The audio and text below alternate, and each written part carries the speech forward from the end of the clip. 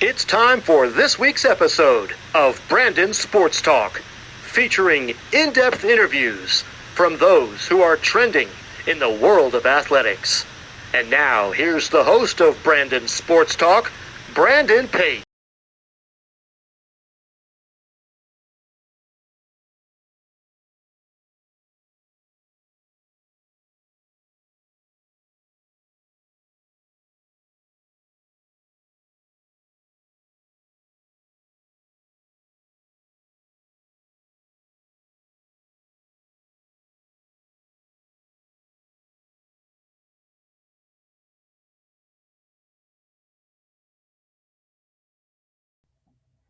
Welcome back to Brandon Sports Talk. In today's episode, I have the privilege to interview Bridget Case, who's a sports journalist and has a podcast called After Orange Slices. How are you doing today? I'm doing fantastic, Brandon. How about you? I'm doing good. Can you talk about how you knew that you wanted to become a sports journalist and own a podcast? Yeah, so I knew from a very, very young age that I wanted to be a storyteller. I wanted to be a journalist. I think I can't remember exactly what grade I was in, but when I was in elementary school, I started a school newspaper. I was the only one who worked on it. I did all the illustrations myself. It was handwritten, and then I'd take it to the copy machine and make copies. Um, but excuse me, but it was funny because I just remember being on the playground and I loved playing like tetherball and kickball. But as you got older in elementary school, everyone wanted to play tag. And I thought it was the dumbest game ever. I didn't understand it. So I wouldn't play. So what ended up happening is I decided, well, if I'm not going to play, I'm gonna cover this. This is gonna be so tag was really the first sport that I ever covered. And I would go around and interview my classmates and ask them, why you play, whatever. It's so funny, like thinking back, because I remember I don't remember the exact quotes from people, but it's just hilarious. And all of this came rushing back to me, honestly, only a few years ago. And I'm like, how the heck did I forget about that? So, my point being just that very, very early on, I knew that I wanted to be a journalist. I didn't know what that entailed. I didn't know if that meant I wanted to work for a newspaper or if I wanted to go into broadcasting. So, later on in life, once I started to find my voice, I realized I wanted to be in broadcasting. And when I first really got started, it was a struggle. It was so bad. But I started to obviously master the skills over time, and it just was something that I was always passionate about. I always knew I wasn't one of those people that went to college and didn't know what my major was. It just was a clear path for me from the get-go, and I obviously grew up a major sports fan. College football was ingrained in me from a very young age. I grew up going to UCLA football games, and all every single Saturday morning since I was born, since I can remember, my dad would bundle us up. We'd go get bagels and smoothies and coffee, and then sit on the couch and we would watch football all day long. So that was our thing. And so yeah, I could never imagine doing anything else. Can you talk about, of course, you were a professional cheerleader for the Chargers. What was that like? Uh, Negative things that I think are highlighted in the media so much, especially lately. And yes, a lot of those things are true. It is a really difficult career to manage, but being an NFL cheerleader was just incredible. I think it was a true testament to my hard work that and a work ethic that was instilled in me from a very young age. But it was unbelievable. There's nothing, my coach always used to say, there's nothing bigger than the NFL, and it's so true. Getting to cheer those primetime games, getting to be on the field next to Philip Rivers every game, being in the AFC West, Peyton Manning, coming over once a year. It's just, and watching Tom Brady, but Big Ben, like Hall of Fame quarterbacks like that on the field was just unbelievable. And it's funny because everyone is so much bigger in real life than especially when they're all on the field together. And it's cool. It was so surreal. So a lot of really happy memories and amazing experiences that I'm so thankful I got to have. And I wouldn't change it for the world. And it's really, I think, given me even a stronger platform today because I was an NFL cheerleader. What was the transition like from being an NFL cheerleader to getting in sports podcasts and broadcasting? Yeah. So it was definitely difficult to manage when I first got my foot in the door. I was still working for the Chargers, and I was commuting 2.5 hours from San Diego to Palm Springs for my first internship at NBC Palm Springs. And so that was like, oh man, that grind was insane. And I thank God every day now that I'm not doing that drive anymore. There were so many times I fell asleep at the wheel. It was not good, but I think just shows that you got to do anything, anything and everything close to, illegal stuff or immoral stuff. You got to do whatever it takes just to get your start. I started as an intern, then I got hired there as a production specialist. Then it turned into a sports reporter. So the transition was not seamless, I will say. I think in the beginning, I was still so focused on finishing up my time with the Chargers that I didn't really realize it. So I felt like I lost a big part of my identity once I had retired from cheerleading and gone fully in on being a sports broadcaster. So, I had a couple different stops, a couple amazing jobs, but I think like in the beginning, I sort of tried to push, my experience as an NFL cheerleader aside because I just I wanted to be appreciated and respected on my own merit, on my talent as a journalist. But then later on in my career, was probably about a year and a half ago that I realized, you know what, like, no, this is something really crazy cool that I did, and I need to embrace that and use that to fuel me as a journalist. And then that really came on once I decided to go out on my own, and I left my last job that I was at. I was up in CBS in Washington. And yeah, I think like going out on my own was the best thing I ever did as a journalist, especially just because the future is digital. What is the Turbo Talk podcast that you are co-host with? Yeah, so I co-host a show with Super Bowl champion Robert Turbin. It's called Turbo Talk, and we're on a little bit of a break right now.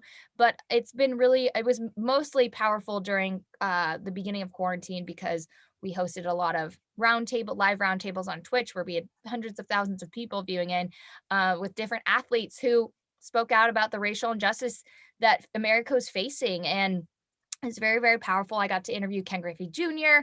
and just some really, really amazing sports figures. That was a huge moment for me. Like that's probably the biggest time I've been starstruck interviewing somebody. And yeah, so I mean, it's been a great platform. I'm not sure what the changes look like moving forward. I'll continue to keep everybody posted, but it's been a fun ride, and I can't wait to see what we do once quarantine is up, COVID's over. Can you talk about, of course, your own podcast, After Orange Slices? Mm-hmm. Yeah, so After Orange Slices started as my first venture as an independent journalist. I didn't really know what I was doing, and I just realized, man, I can't sit on my butt here and wait for another TV job. I got to get going on something. And so I ended up launching After Orange Slices. It was basically a platform for athletes to come on and share their journeys from life after sports, the identity crisis, all of the things that we deal with off the field. And then it turned into so much more. I had so many people wanting to come on who, weren't sports related, but somehow could tie their journeys back to how sports at a young age affected their life, but like entrepreneurs and other influential people. So it's mostly just about telling the stories of these people who have never been able to be vulnerable. They didn't have an outlet for that. And I think it's made us all feel like more comforted and realize that, we're all going through stuff, and sometimes you just got to be honest. And I've had some incredible guests who've been like, I've never been able to share that story before. But again, like I said, it just makes it more relatable. And I think that's why people resonate so much with the message. I'm on a break right now because we've been rebranding a lot of things. And so hopefully we'll come back next month. But yeah, it's very exciting. And I can't wait to see what happens with that show, because that's my bread and butter. That's how I got started digitally. And I'm so grateful that I decided to go out and do it. Who are some of the people that you have interviewed for After Orange Slices? Oh man, a lot of really, really incredible people. Probably one of my favorite interviews that I did was with Julie Heldman, she's one of the original 9.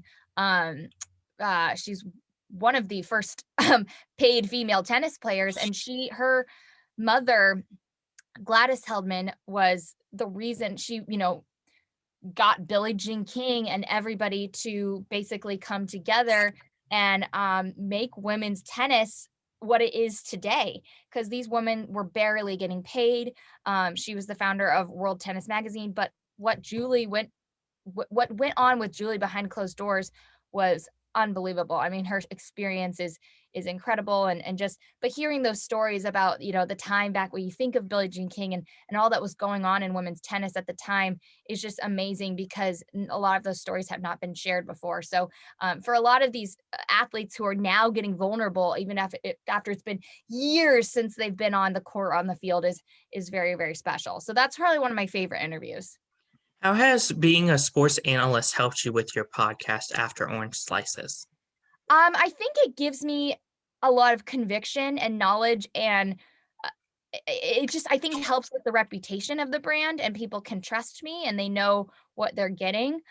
So I would definitely say that it's mostly that people know that I'm a reliable journalist to speak to, and that they can trust me, and that it's in a professional environment, but also a vulnerable environment. And so I think it gives people a lot of comfort knowing that they are speaking to somebody who knows what they're doing.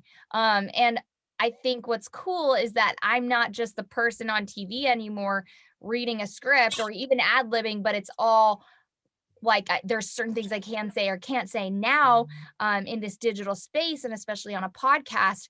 I can be honest, and I can talk about mental health struggles, and I can talk about my own stuff. I can talk about an eating disorder. Like, there are so many no-nos in television, which I think, will change as we move forward, and media is changing. But yeah, so getting to combine my expertise and my skill with the human that I am, and the message that I want to send out to young women, that we can be both, we can do anything we want, and I'm very passionate about that. What is a day in the life of a sports analyst? So for me, just as a journalist in general, gosh, like, I've been up early because I was on a Zoom call with Dubai earlier, like just before I got on this. And it usually starts with a few calls during the day. Some are meetings, some are media appearances. And then I basically spend the rest of my day working on my own projects, doing a ton of research, finding out the best stories of the day. And then I'll work on creating some TikTok videos. And then I basically, since I have a live Twitch show now daily, I get all of my stuff together for that. So it just honestly, like, and I will work until 10 p.m. at night. So I try to shut things down if I can. By like 7, just because I will work. Well, last night I was working until midnight, and I just realized, oh, okay, gotta shut it down. But what I do love is that I do have the freedom to tell the stories and work on the projects that I want to. I always try and take a little break during the middle of the day, though. I think that it's kind of healthy to work in shifts. That's so amazing. What are some of your future plans with After Orange Slices and Turbo Talk? So I'm not sure exactly with Turbo Talk, because I think there's a lot of different things going on. But with After Orange Slices, I'm going to be integrating it into my Twitch stream. So that means, the show will be live once a week.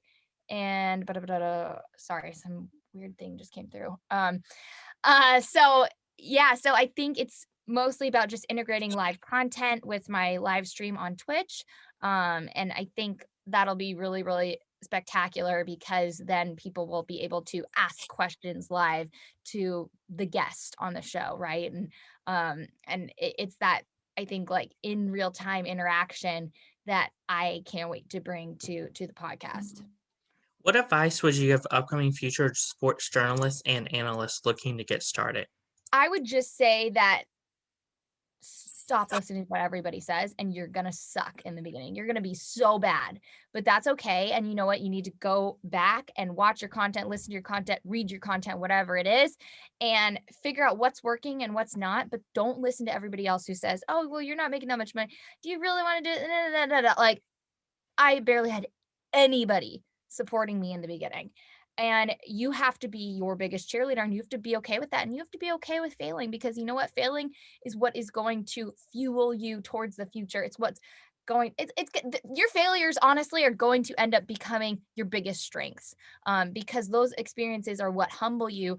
They are what give you, they give you, like, the expertise that I don't know how to say that, but they just they just make you who you are, and they make you a real human being, and they make you relatable, and they make people want to share their stories with you. So embrace those failures. Don't let it get you down. It's all about, it's like a mountain range, peaks and valleys, peaks and valleys. And you just got to be okay with that, embrace the journey, and know that it's going to come in time. It's not going to be immediate success, and you got to do it because you love it and not because you think it's going to bring you to fame. That's wonderful advice. What advice would you give upcoming future podcasts looking to get started like us? I definitely would say build your brand elsewhere before worrying so much about the content you put out in your podcast. So whether that's YouTube or TikTok or Twitch or Instagram, build that community there and then drive them to your podcast. You can obviously still have the show going on, but figure out a way to find that community elsewhere, because the podcast world is starting to get a little bit more saturated, and everyone's listening to podcasts these days, which is great. But that's the good thing, is that once you build that community elsewhere, people are like, oh, well, do you have a podcast? Blah, blah, blah, blah.